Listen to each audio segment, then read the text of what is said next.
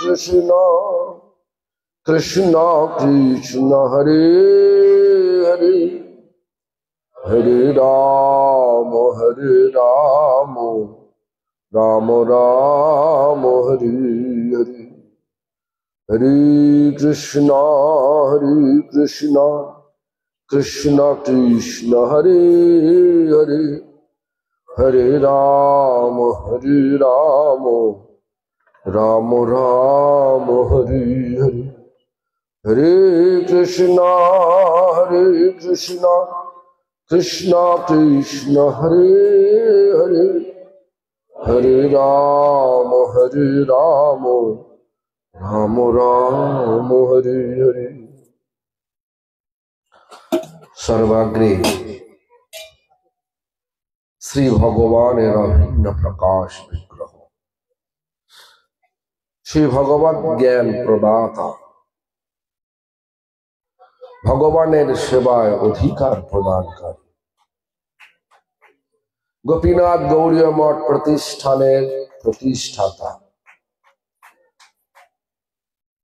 नित्यलीला प्रविष्ट ओम विष्णुपाद स्तोत्र शत श्री श्रीमद भक्ति प्रमोद पुरी गोस्वामी ठाकुर गुरुदेव महाराज परम गुरुदेव समग्र विश्वे गौड़ीय मठ प्रतिष्ठानेर मूल प्रतिष्ठाता नित्यलीला प्रविष्ट शिल प्रभुपाद भक्ति सिद्धांत सरस्वती गोस्वामी ठाकुर तथा संप्रदाय द्वारा नियुक्त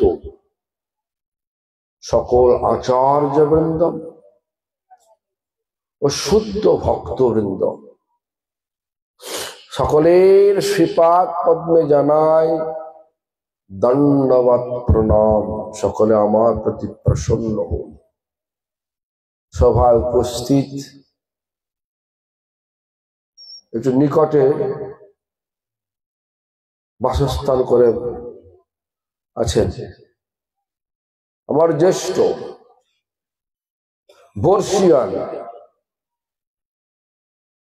গোপীনাথ গৌড়ীয় মঠের বিশিষ্ট প্রচারক ভক্তি সর্বস্ব সাধু মহারাজ তথা বৈষ্ণববৃন্দ বৈষ্ণবী বৃন্দা মাতৃমণ্ডলী সজ্জন বৃন্দ তথা এই সতীঘাটবাসী সকল ভক্তবৃন্দ ও গ্রামবাসী বৃন্দ সকলকে জানাই আমার যথাযোগ্য সম্ভাষণ। শ্রদ্ধেয় সাধন প্রভু কালীপদ প্রভু প্রত্যেক বৎসর এভাবে আয়োজন করেন আপনাদের সকলকে নিয়ে সকলের সহায়তায়। এই জন্য সকলের কাছে আমি চিরকৃতজ্ঞ। যারা ভগবানের কথা আয়োজন করে যায় ভগবানের কথা শোনানোর জন্য কোন এক প্রচারকে কথা শোনানোর আয়োজন করে দেয় সে মহাপ্রভুর সরাসরি সেবা করছে। মহাপ্রভু বলেছেন কি পৃথিবীতে আছে যত নগর আদি গ্রাম সর্বত্র প্রচার হইবে মোর নাম। পৃথিবীতে যত নগর এবং গ্রাম রয়েছে নগরের মধ্যে কিছু কিছু দেখা যায় হয়েছে কিন্তু প্রত্যেক গ্রামের মধ্যে এখনো সেই মহাপ্রভুর শুদ্ধ ধারা মানে যে পদ্ধতি শ্রী চৈতন্য মহাপ্রভু আমাদেরকে প্রদর্শন করেছিলেন সেই পদ্ধতিতে যারা চলছে। যেমন অনেকেই গ্রামে গঞ্জে দেখি মহাপ্রভুর সেবার নামে মহাপ্রভুর পথ অনুসরণের নামে অনেক কিছু উল্টো পাল্টা করে থাকে। চৈতন্য চরিতামৃতের ব্যাখ্যাকেও একটু উল্টো করে দেয়। যেমন মহাপ্রভু এক জায়গায় বলছেন বহু জন্ম সাধিলাম নারী আস্বাদিতে। দন্তনায়কা রয়হস্যে নারী মানে হচ্ছে পারিলাম না, মানে সাধন করেও আর সাধন করতে পারলাম না, এটা বলছে। কিন্তু এখানে তারা ব্যাখ্যা করছে বহু জন্ম সাধিলাম, নারী মানে মহিলা। এরকম ধরনের নানা রকম বিকৃত ব্যাখ্যা আজ সমাজের মুখে ছড়িয়ে মহাপ্রভুর নামকে, মহাপ্রভুর ধর্মের পন্থাকে অত্যন্ত বিকৃত, ঘৃণিত করে তুলেছে।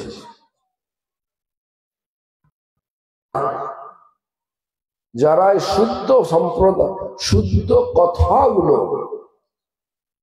লোকের কাছে শোনানোর জন্য আয়োজন করে দেয়, তারা সত্যিকারের সমাজ উপকারী, সমাজের পক্ষে তারা সত্যিকারের সমাজকে দান করতে চায়। দেখবেন গোপী গীতের মধ্যে শুনেছেন তো, গোপী গীত শুনেছেন কি? গোপী গীত মানে হচ্ছে যখন ভগবান রাধাকে নিয়ে শরৎ পূর্ণিমার রাস থেকে চলে গেলেন, তারপর কিছুক্ষণ পরে ওই রাধাকেও ছেড়ে চুলকিয়ে পড়লেন। গোপীরা যখন রাধা কৃষ্ণ যিনি অন্বেষণ করতে করতে যখন দেখবেন রাধা রয়েছে, কৃষ্ণ নেই, তখন রাধার আনুগত্যে সমস্ত গোপীগণ সারা বৃন্দাবনে কৃষ্ণ অন্বেষণ। এটাই হচ্ছে কার্তিক পূর্ণিমা, মানে কার্তিক মাসের মাহাত্ম্য। আমরা প্রত্যেক কার্তিক মাসে বৃন্দাবনে যাই কেন? ওই রাধার আনুগত্যে কৃষ্ণ অন্বেষণ করতে যায় বৃন্দাবনের বনে বনে। বৃন্দাবন সিঙ্গার রসের প্রতীক, কাম্যবন সূক্ষ্ম রসের প্রতীক, গোকুল মহাবন বাৎসল্য রসের প্রতীক। এরকম ধরনের 12টা রস, 12টা রস, সেই 12টা রসের 12টা বন। সেই ভাবনা নিয়ে যদি আমরা সত্যিকারের ভগবানের অন্বেষণ করি, তো যথার্থ হয় কার্তিক মাস। তো পরিশেষে সেই কার্তিক পূর্ণিমার দিনে ভগবানকে পেয়ে গেলেন। এই জন্য আমরা কার্তিক পূর্ণিমার দিনে কি কার্তিক একাদশীর আগের দিনে আমরা ব্রত ভঙ্গ করে ফেলি। হ্যাঁ, যাই হোক, তো এই কার্তিক পূর্ণিমার সময় তার আগে তারা একটা যে গান করেছিলেন, সেই গানের নাম হচ্ছে, গীতকে বলা গান বলে। তো গোপীদের মুখে উচ্চারিত যে গান, শুরু তো হয়েছে এইভাবে, জয়তি তেধিকা জন্মনা ব্রজ শয়ত ইন্দিরা সদত্রহি। এটা করতে করতে যখন আসবেন, তব কথামৃতম তপ্ত জীবনম, তব কথা অমৃত, জীবনকে উজ্জীবিত করে যায়। তপ্ত জীবনম কবি ভিড়িতং কলমশ, কলমশ মানে যত রকমের দুষ্প্রবৃত্তি আমাদের হৃদয়েতে রয়েছে, যেমন কয়লাকে কালো থাকে তো, যদি আগুন ধরিতে কালো রং পাবেন, কয়লা লাল হয়ে যাবে, আগুন নেমে গেলে কিভাবে সাদা হয়ে যাবে। তেমনি আমাদের হৃদয়টা মানে কয়লা কি করে হয় দেখুন। কয়লা তো হয় মাটির তলায় অনেক সব গাছপালা থাকলে বহুদিন থাকতে থাকতে থাকতে থাকতে কয়লা হয়ে যায়। যে আমাদের হৃদয়েতে লাভ, পূজা, প্রতিষ্ঠা, জীবহিংসা, খুঁটিনাটি, ভোগবাসনা বহু জন্ম ধরেই রয়েছে। হৃদয়টা কয়লার মতো কালো হয়ে গেছে। হৃদয়তে হরিনাম রূপ আগুন দিতে হবে। হরিনামে কে আছে? ভগবানও রয়েছে। ভগবান যখন হৃদয়তে প্রবেশ করেন, সে কালো আর কালো থাকতে পারে না, সে লাল হয়ে যায়।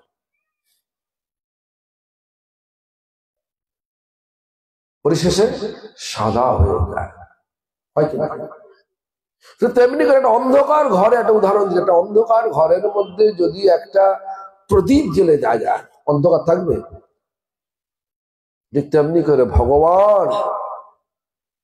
ভগবান আছে, তার কথার মধ্যে আছে। তব কথামৃতং তপ্ত জীবনং কবি ভীড়িতং কলমশাপয়হম শ্রবণ মঙ্গলং। কি মঙ্গল? হৃদয়টা পরিষ্কার করে দেবে। ভগবানের কথা আমাদের হৃদয়টাকে পরিষ্কার করে দেয়। শ্রবণ মঙ্গলম, শ্রবণ করলেই মঙ্গল। কি মঙ্গল? 5 কাঠা জমি আছে, 5 বিঘে হলো, এটা ভৌতিক মঙ্গল বলি বটে। এই ভৌতিক দ্রব্য নিয়ে আমরা কখনো ভগবানের কাছে প্রত্যাবর্তন করতে পারবো না। ভৌতিক জগতে শূন্য হাতে এসেছি, শূন্য হাতেই যেতে হবে। কিচ্ছু নিয়ে যেতে পারবো না। সব মায়ার খেলা চলছে। হানাহানি করে কেউ নিল ভরে, কেউ গেল খালি ফিরে। হাট কবিতা রবীন্দ্রনাথের লেখা আছে। যাই হোক, সে ঘটনা হচ্ছে এখানে হানাহানি করছি, কিন্তু কিছুই নিতে পারবো না, সব রেখে যেতে হবে। একটা মাছ যদি জাল ছিঁড়ে পালিয়ে গেল, জেলে ভাবে কিছু তো আমার পুকুরিতে রয়েছে, তো আবার ধরবো নাকি? ঠিক তেমনি করে আমরা ভৌতিক লাভবান হচ্ছি বটে আপাত দৃষ্টিতে, কাউকে ঠকিয়ে, কিন্তু প্রত্যেক ক্রিয়ারই সমান বিপরীত প্রতিক্রিয়া রয়েছে। আজ তুমি ঠকাচ্ছ, কাল তোমাকে সে ঠকাবে, আরো 10% বেশি করে ঠকাবে। তোমার ঠকতে হবে। আমরা ভগবানকে ঠকাচ্ছি, এজন্য আমরা ঠকছি। কেন ঠকাচ্ছি? আমরা স্বীকার করেছিলাম, ভগবান আমাকে মাতৃ কুক্ষি থেকে বার করে দাও, আমি এই পৃথিবীতে গিয়ে আপনার সেবা করব। সেটাকেই আমাদের ভক্তিবিনোদ ঠাকুর শরণাগতির 2য় কীর্তনে লিখলেন, ভুলিয়া তোমার সংসারের দুঃখটা কেন? সংসারটাকে বলে জেল বলছে। জেল জানেন তো? কারাগার। সংসারটা কারাগার। সংসারটা বলছে দুঃখের জলদি। তাহলে কি মূল্য নেই? আছে মূল্য। যদি মাঝখানে ভগবানকে বসিয়ে দিয়ে করা যায়, তাহলে আর কোনো দোষ থাকে না। যাই হোক, আগে শুনে নি ভালো করে। তো সংসার এই সংসার জেলখানা পাঁচিল আছে না? পাঁচিল আছে, কিন্তু সাধারণ জেলখানার থেকেও অধিক শক্ত সামর্থ্য পাঁচিল আমাদের মধ্যে আছে, আমাদের কাছে আছে। সেটা কি না আসক্তির প্রাচীর। এখন যদি বলা যায়, ধনুকে বলা যায়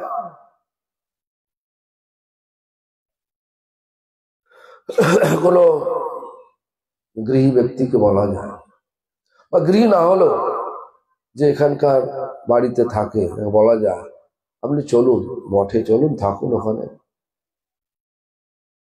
মহারাজ আমার চিন্তা করতে হবে, ওকে পাঁচিল আছে নাকি, ওর বাড়িতে কি আমার চেন দিয়ে বেঁধে দিয়েছে নাকি পাকে? তো তা তো করে না। কিসের পাঁচিল? আসক্তির পাঁচিল। কিন্তু যদি একটু দেখা যায়, বিল্বমঙ্গল প্রচন্ড প্রচন্ড বেশ্যাসক্তি ছিল। বিশ্বাতে আসক্তি, বেশ্যা মানে যে মহিলারা বিভিন্ন পুরুষের সঙ্গে সঙ্গ করে অর্থের বিনিময়ে, তাকে বলা হয় বেশ্যা। সেই বেশ্যা নাম হচ্ছে চিন্তামণি। বিল্বমঙ্গল সেদিনের দুর্যোগপূর্ণ রাত্রি, তার এত আসক্তি, সেই দুর্যোগপূর্ণ রাত্রিতে নদীতে নৌকা নয়, একটা কাঠ ভেসে যাচ্ছে। কাঠটা কাঠ নয়, ওটা একটা মানুষের পচা গলা মরা দেহ ভেসে যাচ্ছে, দুর্গন্ধ পরিপূর্ণ। নদী পার হওয়ার জন্য তাকে অবলম্বন করলেন। একটা কথা আছে না, কাম অন্ধতম, প্রেম নির্মল ভাষ্য। প্রেম জগৎকে চিনিয়ে দেবে, এই জগৎ স্বার্থপর জগৎ। কাম মানুষকে অন্ধ করে দেবে। এটাই আমার আসল বাড়ি। এটা বাড়ি নয়, এটা হোটেলখানা। হোটেলে সকাল 8টায় ঢোকো, পরের দিন সকাল 8টায় বেরিয়ে যায়, 24 ঘন্টা হয়ে গেল, পয়সা দাও, ঠিক আছে। যেই 24 ঘন্টা হয়ে গেল, হোটেলের বয়গুলো আসবে প্রথমে, বাবু ঘর চড়ুন, হ্যাঁ তাহলে পয়সা দিন, নাকি? পয়সা দা ফেলো, তামাশা দেখো, নাকি? এরকম ধরনের সব আপ্যায়ন এখানে আছে। যতক্ষণ রস আছে সবাই নেগড়াবে, রস নেই তখন কেয়ার হোমে দিয়ে আসবে, বুড়ো হয়ে গেলে। কেন অর্থ জানে কেয়ার হোম? কেয়ার হোম মানে বাড়িতে রাখবে না বুড়ো বুড়ো,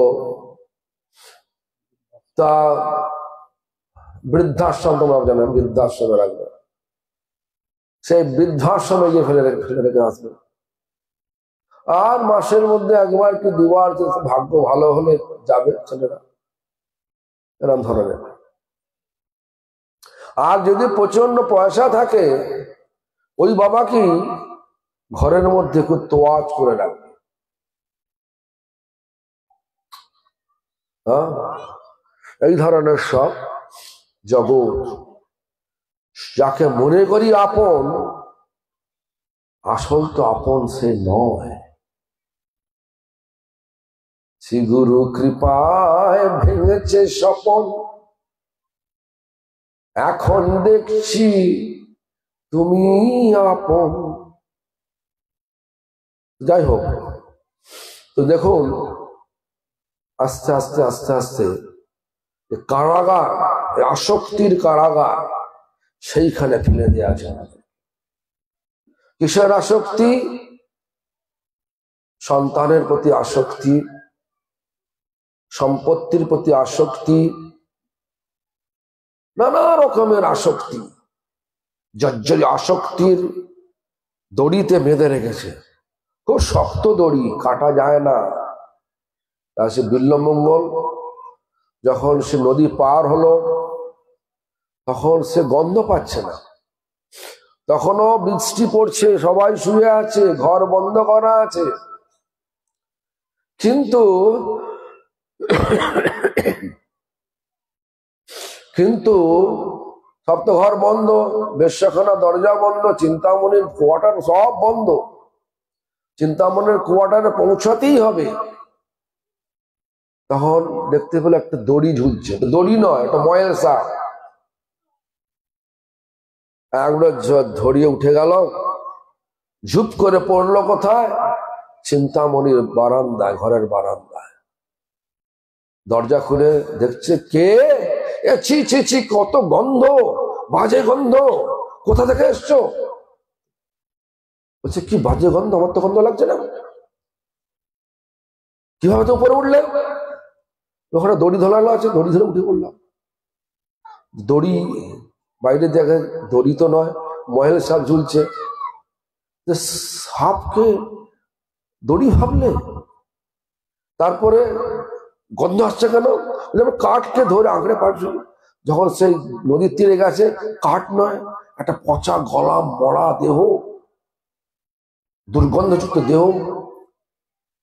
তখন চিন্তামণি বলেছিল, ছি ছি ছি, আমার এই পচা গলা, এই রকম শরীরকে আসক্তি নিয়ে তুমি এরকম করলে? এই আসক্তি কি তুমি ভগবান দিতে, ভগবান পেয়ে যেতে? ওই একটা কথাতেই সেই বিল্লবঙ্গলের সমস্ত আসক্তি চলে গেল।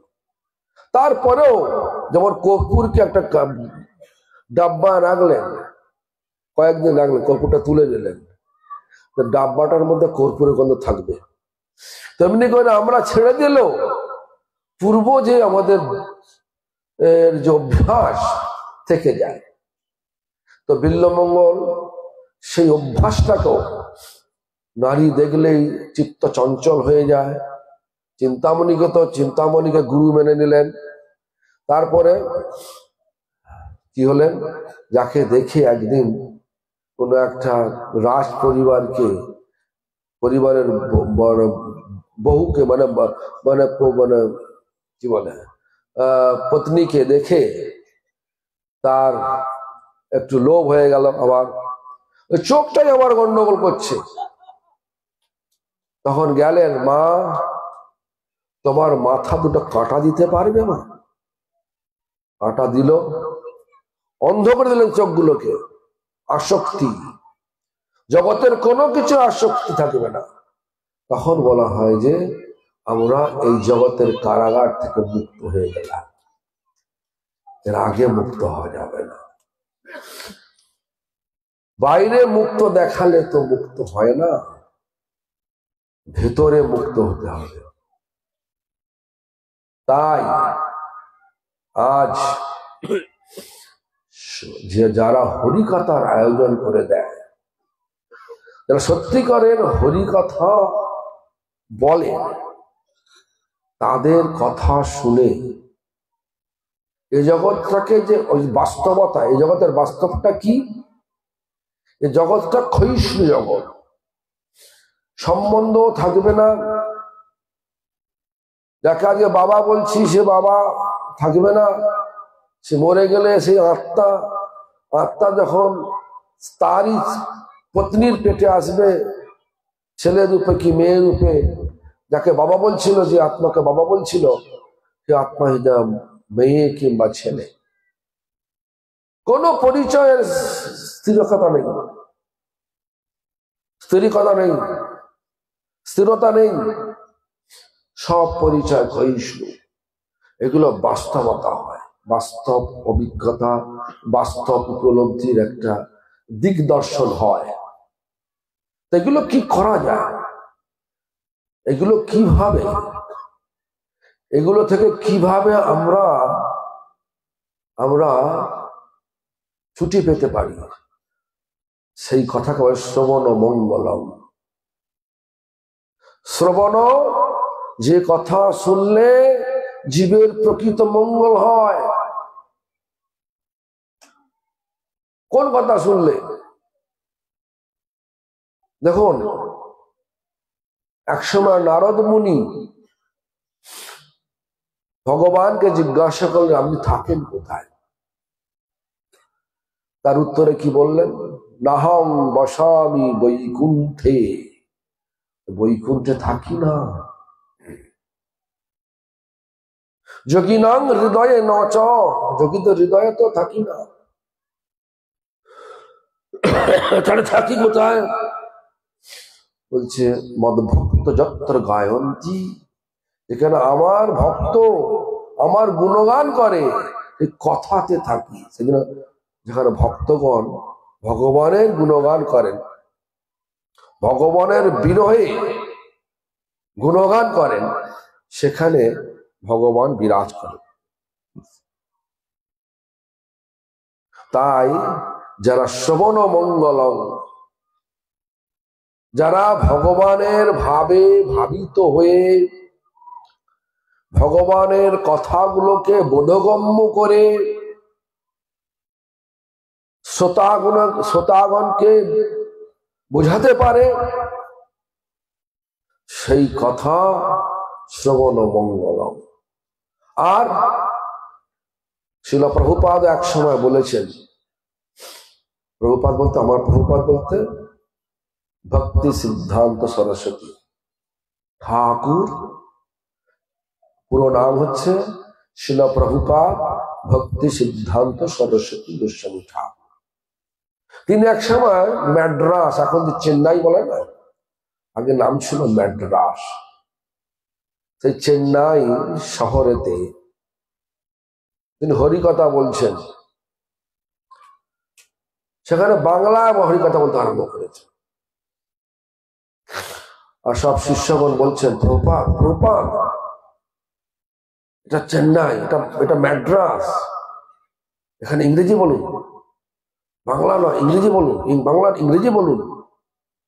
প্রভুপাদ অনেকক্ষণ এরাম ওরা করছে দেখে বিরক্ত হয়ে বললেন, আমি কোনো ইংরেজি বলছি না, আমি বাংলা বলছি না, আমি হিন্দি বলছি না, আমি বলছি হরিকথা, শুনলেই মঙ্গল হবে। শ্রবণ মঙ্গলম ছিল প্রভুপাদ বললেন, আর এখানে গোপীরাও বললেন। শ্রীমদাততম ভুবি গৃহ্ণন্তি তে ভুরিদা জনা। দেখুন, এই যে কথাটা গোপী গীতের, এই কথাটা নিয়ে রাজা প্রতাপরুদ্র, নাম শুনেছেন? প্রতাপরুদ্র নাম শুনেছেন? প্রতাপরুদ্র নাম শুনেছেন আপনারা? হ্যাঁ কি না, কেউ বলে না? কে শুনেছেন হাত তুলুন, অনেকে শুনে নেন। প্রতাপরুদ্র ছিলেন উড়িষ্যার রাজা, চলন্ত জগন্নাথ।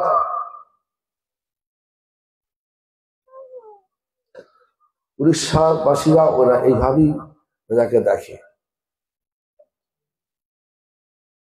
তো যাই হোক, এখন যেভাবেই দেখা হয়, আমি শুনেছি যেখানে রাজপ্রাসাদ রয়েছে মন্দিরের পাশে, সেই সিংহাসনটা শালিগ্রাম দিয়ে তৈরি করা সিংহাসন। আমি শুনেছিলাম ভক্তিবিজ্ঞান ভারতী মহাজনকে শুনেছিলাম। আমি জিজ্ঞেস করছি কেন, বলছে ওনাকে ওরা মানে চলন্ত জগন্নাথ রূপে। তো যাই হোক, সেই প্রতাপরুদ্র রাজা যখন প্রত্যেকটা চেষ্টা তার ব্যর্থ হয়ে যায় মহাপ্রভুর সঙ্গে সাক্ষাৎ মিলনের জন্য, আমি যাচ্ছি না, কোনো বড় ব্যাখ্যা যাচ্ছি না, তো সেই তখন কি হলো, সেই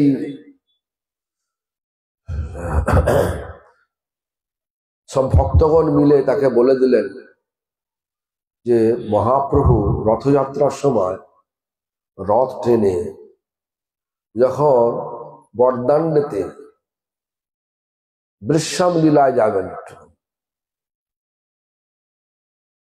তখন তুমি রাজবেশ মানে রয়্যাল ড্রেস, রাজবেশ ছেড়ে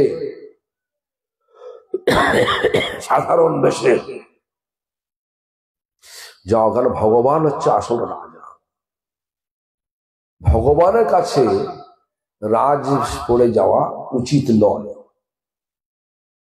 আমরা গাজোয়ারি করে যেতে পারি বটে, কিন্তু উচিত নয়।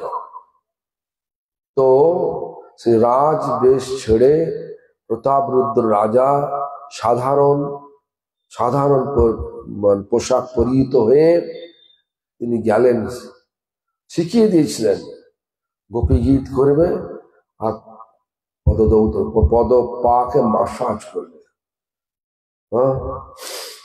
তারা মানে যখন প্রতাপরুদ্র রাজা তব কথামৃত শ্লোকটা পাঠ করতে যখন বলবে ভুরি দা জনা, বলার সঙ্গে সঙ্গে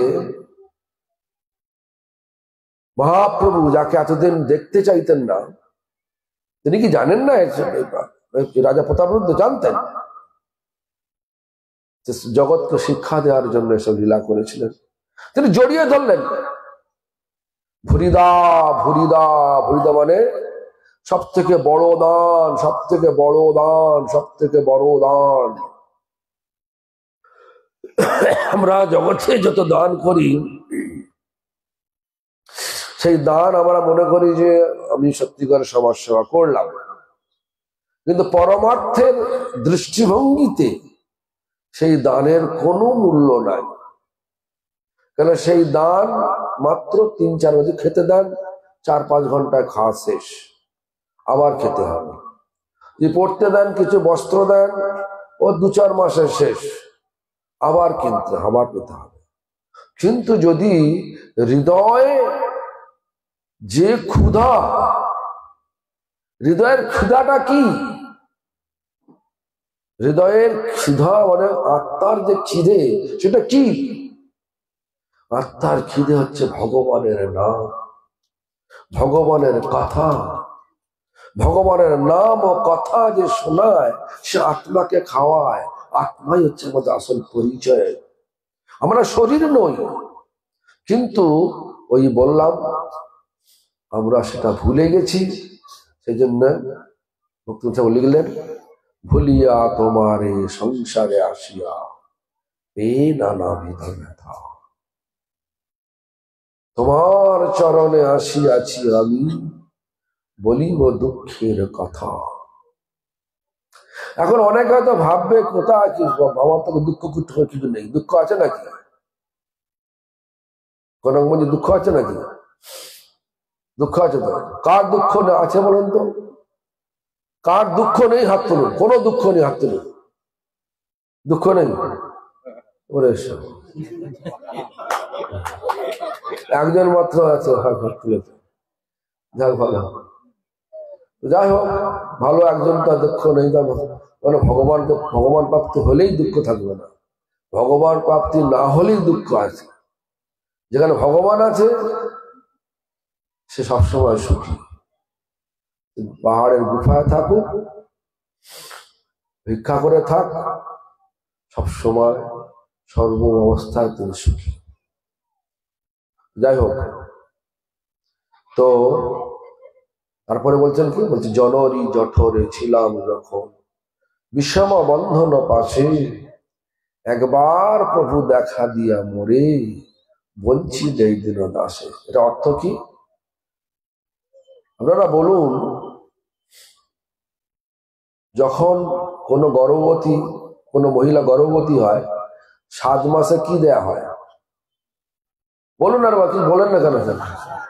7 দেওয়া হয়। তার মানে কি ওই সময় 7 মাসের সময় ভগবান ওই শিশুকে দর্শন দান করে। জননী যে তখন এত যন্ত্রণা, গর্ভ যন্ত্রণা, মুখটা নিচু, মাথাটা ওপর, এইভাবে ছোট্ট জায়গার মধ্যে আপনি বসতে পারবেন? 10 মিনিট বসতে জড়সড় হয়ে, আর 10 মাস বসে থাকে। কত কষ্ট! আমাকে এই গর্ভ থেকে নির্গত করে দাও, আমি বেরিয়ে তোমার সেবা করব। কি হলো? জনম হইল পরিমায়া জানে, না হইল জ্ঞান লব। জনম হলো, আত্মীয় পরিজন সব হাসছে, হা হা হা, খুব ভালো, আর ছেলেটা কাঁদছে। কেন? ভগবত দর্শন থেকে বিরত হয়ে গেল। আর এরা হাসছে, নতুন সন্তান এলো, জন্ম হইল পড়ি মায়া জালে, না হইল কেন। এবারে কি হচ্ছে? আদর করছে সব ছেলেরা, এ কোলে নিচ্ছে, ও কোলে, মাসি পিসি সব কোলে নিচ্ছে। আমিও দেখেছি, আমার যখন বাসা পিসি বাড়ি যেতাম, তার ধনাঢ্য ছিল সব, তখনকার দিনে 5 টাকা দিত, ও অনেক টাকা, পিসি অনেক টাকা দিয়েছে। হ্যাঁ, তারপরে পিসির বাড়িতে গেলে মিষ্টি খাওয়াতো, রসগোল্লা, যত মনে পড়ো রসগোল্লা খাওয়া, ওই জন্য লুকিয়ে লুকিয়ে চলে যেতাম, পিসির বাড়ি চলে যেতাম। যাই হোক, এরকম ধরনের তো সবাই তো থাকেই। যাই হোক, তো আদরের ছেলে স্বজনের কোলে হাসিয়া কাটানো কালো, জনক জননী স্নেহতে ভুলিয়া সংসার লাগিল ভালো। তখন বলে গেছি, সংসারটা ভালো লেগে গেল। তারপর কি হলো? বিদ্যার গৌরবে ভ্রমি দেশে দেশে ধন উপার্জন করি, স্বজন পালন করি এক মনে, ভুলিনু তোমারে হরি। এবার ভুলে গেলাম। কিন্তু ভগবানকে ভুললে হবে কি? হবে? ভগবানকে ভুলে যাওয়া মানে আমাদের ভালোবাসাকে ভুলে যাওয়া, স্বার্থকে আঁকড়ে নিয়ে যাওয়া। যেখানে ভালোবাসা আছে সেখানে স্বার্থ থাকে না।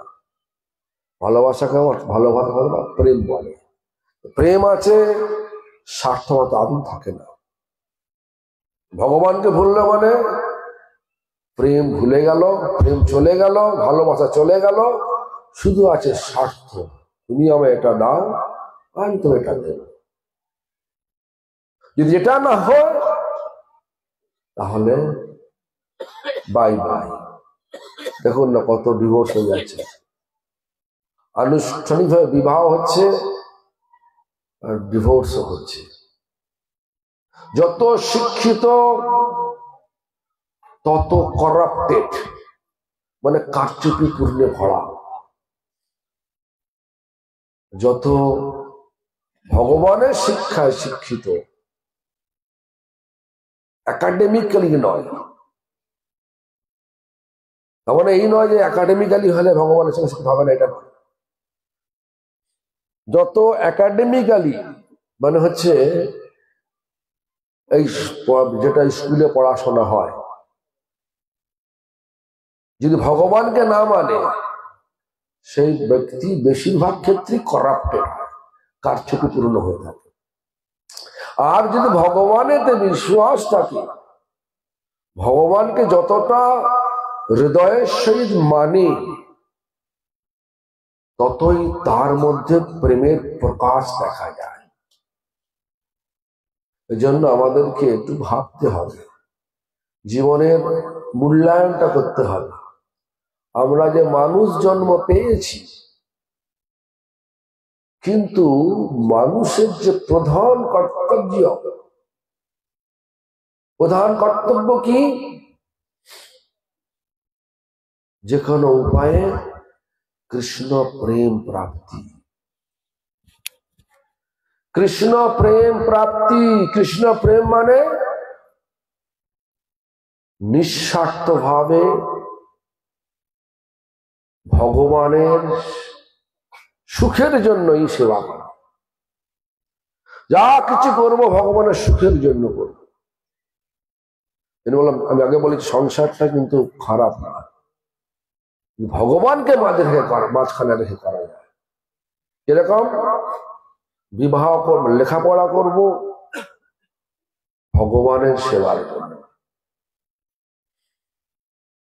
বড় বড় কাজ করব, ব্যবসা করব, অর্থ উপায় করব ভগবানের সেবার জন্য, বিবাহ করব ভগবানের সেবার জন্য, সন্তান উৎপাদন করব, একটা নয় 4টে করে করব, ভগবানের সেবার জন্য। 4টে 5টা 6টা সব ভগবানের সেবা জন্য লাগিয়ে।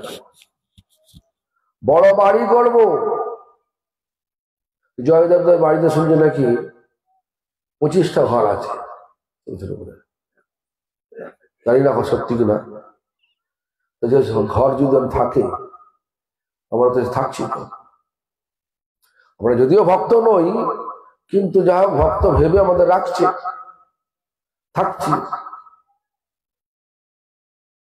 তার স্বীকৃতি হচ্ছে কিনা কিন্তু সে তো মনে ভাবছে যে ভালোই হচ্ছে, এভাবে দেখছি সবসময় আসছে। যাই হোক, এইভাবে কোনো স্বার্থ নিয়ে নয়, ভগবানের সুখের। কেন ভগবান বলেছেন মদ্ভক্ত পূজ্য অভ্যাধিকাহা, আমার ভক্তের পূজা আমার হতে বড়। তাই আজকের এই অনুষ্ঠান যারা করেছে তারা সত্যি করে সমাজের উপকার করেছে না ক্ষতি করেছে? বলুন, উপকার করেছে। কেন আমাদের আসল চরম পরম উদ্দেশ্য হচ্ছে ভগবানের সেই ভালোবাসার সম্বন্ধ গড়ে তোলা। যখন ভগবানের সঙ্গে ভালোবাসার সম্বন্ধ গড়ে উঠবে, দেখবেন যে জগতের স্বার্থ আর থাকবে না, তখন ভগবানের স্বার্থ নিয়ে চলবে। বাড়িটাও আমার নয়, ভগবানের। আমার শরীরটাও আমার নয়, ভগবানের। সবটাই ভগবানের। এই বিচারে যদি মনটাকে স্থাপিত করা যায়, তাহলে দেখবেন আমরা সত্যি করে যে উদ্দেশ্য নিয়ে ভগবান আমাদেরকে এই মানুষ দেহ দিয়ে পাঠিয়েছে,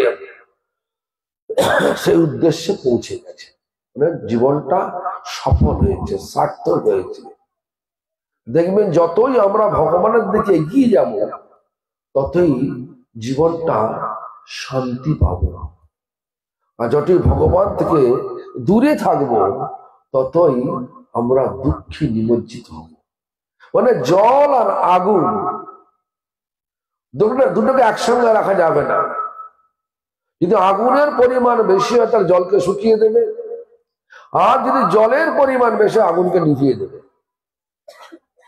যদি আমরা ভগবান মানে যে ভগবত ভক্তিটা যদি একটু কম থাকে, তাহলে মায়াদেবী মানে জল এসে গ্রাস করে নেবে। সেই জন্য আমাদের তো কম তো আছেই, এই জন্য আমাদের তো কোনো ক্ষমতা নেই। আমরা পরম্পরা দ্বারা যুক্ত হয়ে যাব, পরম্পরার আনুগত্যে থাকবো। চরমে গুরু হচ্ছে কৃষ্ণ নিজেই, চরমে গুরু হচ্ছে কৃষ্ণ নিজেই। তো যাই হোক, সকলে জীবনকে সার্থক করুন, সফল করুন, আনন্দময় করুন, শান্তিময় করুন। যে জন্যে আমাদেরকে ভগবান এই মানুষ দেহ দিয়ে পাঠিয়েছে, সেটা সফল হবে। কেন ভগবান একটা চক্র ছেড়ে দিয়েছে, 84 লক্ষ জন্ম মৃত্যুর চক্রে আমাদের ফেলে দিয়েছে। 80 লক্ষ জন্ম অতিক্রম করে আমরা পাচ্ছি 4 লক্ষবার মনুষ্য জন্ম। 4 লক্ষবার সুযোগ পাচ্ছি বটে। এই 4 লক্ষবারের মধ্যে যদি মনটাকে যদি আমরা ভগবানেতে পরিপূর্ণ মাত্রা লাগাতে না পারি, আবার সেই 84 লক্ষ চক্রে ঘুরতে হবে, রাস্তার কুত্তা হতে হবে, শুকর হতে হবে, বিষ্ঠা খেতে হবে। দেখুন, যদি ভালো, যে জন ভালো লাগে করুন। আর যদি মনে হয় এই দুঃখ, এই সত্যি করে এই দুঃখ যন্ত্রণাগ্রস্ত এই ভৌতিক জগতে আমার আর থাকার দরকার নেই, আর ফিরে আসার কোনো আসক্তি নেই, তাহলে বলবেন যে সত্যি করে ভগবান আপনাকে কৃপা করেছে। সেই ভগবানের কৃপাটা নেমে আসবে শুদ্ধ ভক্তের মধ্য দিয়ে। শুদ্ধ ভক্তের সঙ্গে কথা শুনতে হবে, আর শুদ্ধ ভক্তের আনুগত্যে থাকতে হবে। শুদ্ধ ভক্ত হচ্ছে গুরু বৈষ্ণব। গুরু বৈষ্ণবের আনুগত্যে এই থাকুন জীবনটা অতিবাহিত করুন, আর এই চক্রভীর থেকে বেরিয়ে গিয়ে আমাদের যে আসল পাদ মানে ঘর, আমি এটা বললাম হোটেল বললাম তো, এটা আসল আমাদের ঘর নয়। আসল ঘর কোনটা? যে শ্রী গুরু চরণ পদ্ম কেবল ভকতি সদম। এই সদম মানে হচ্ছে ঘর, এখানে শ্রী মানে হচ্ছে রাধারানী, আর গুরু মানে হচ্ছে চরমে গুরু হচ্ছে কৃষ্ণ। রাধা কৃষ্ণের চরণ পদ্ম কেবল মানে একমাত্র, ভক্তি মানে ভক্তি, শব্দ মানে ঘর, একমাত্র ভক্তির ঘর। ভক্তি করলে সে যাওয়া যাবে রাধা কৃষ্ণের পদ। আর সেই কৃষ্ণ কবিরাজ গোস্বামী পাদ তিনি আমাদেরকে চৈতন্য চরিতামৃতে জানালেন কি, যে কৃষ্ণ নাম হতে পাবে কৃষ্ণের চরণ। কৃষ্ণ নামটা কি? হরে কৃষ্ণ কৃষ্ণ কৃষ্ণ হরে হরে, হরে রাম রাম রাম হরে হরে। এই নাম করুন গুরুবর্গের আনুগত্যে, গুরু পরম্পরার আনুগত্যে, শুদ্ধ ভক্তের আনুগত্যে এই নাম করুন। নামের ফল যে প্রেম, যে প্রেম দ্বারা আপনি এই চক্রবীর থেকে বেরিয়ে গিয়ে আনন্দময় জগৎ ভগবানের পাদ পদে পৌঁছে যাবেন, পেয়ে যাবেন। তো যাই হোক, আমি শুনলাম বোঝার ভুল হতে পারে, বলার ভুল হতে পারে। আমাদেরকে বলেছিল 11:30টার মধ্যে সতীঘাটে হাজির হতে হবে। তড়িঘড়ি করে আমি, পরিস্থিতি ছিল না, কিন্তু তড়িঘড়ি করে আমি গাড়ি ছেড়ে দিলাম। শুনলাম এখানে বলছে 11:30 গাড়ি ছাড়তে বলেছে, এখানে 12টা আসতে বলেছে। উল্টো হয়ে গেছে, যে নগর সংঘতে আপনার কাছে অনেক বিভ্রাট ঘটেছে। আপনারা সকলেই আমার প্রতি অসন্তুষ্ট হন বা কর্তৃপক্ষ অসন্তুষ্ট হন, সকলের পক্ষ থেকে ক্ষমা চাইছি। আপনারা এরপর থেকে ভালো করে বলে দেবেন। আমি তো এসেছি এই জন্য, আমার শরীর খুবই খারাপ, আমি সারাদিন শুয়ে আছি। এখন ওই একটু কি বলে বাকস পাতা, লাল বাকস পাতার রস করে দিয়েছিল, এই এলাম, একটু কথা বলতে পারলাম। এর থেকে বেশি বললে আরো কাশি বেড়ে যাবে। যদি আপনারা অনুমতি দেন, পারমিশন দেন, তাহলে আমি কথার বিশ্রাম এখানেই দিচ্ছি। এখানে আপনারা বলেছেন যেহেতু কীর্তন আমি শুনেছি, যেহেতু সেই নগর সংকীর্তনে বিভ্রাট ঘটেছে, যেহেতু এখানে একটা 10 মিনিট কীর্তন করতে হবে। আজকে আমার কীর্তন করার মতো ক্ষমতা নেই। আমাদের কীর্তন করার মতো যোগ্যতা সম্পন্ন গোপাল রয়েছে, আজি গোপাল রয়েছে, এরা দুজনে বিভিন্ন জায়গায় কীর্তন করে। যাই হোক, শুনে নিন। হরে কৃষ্ণ।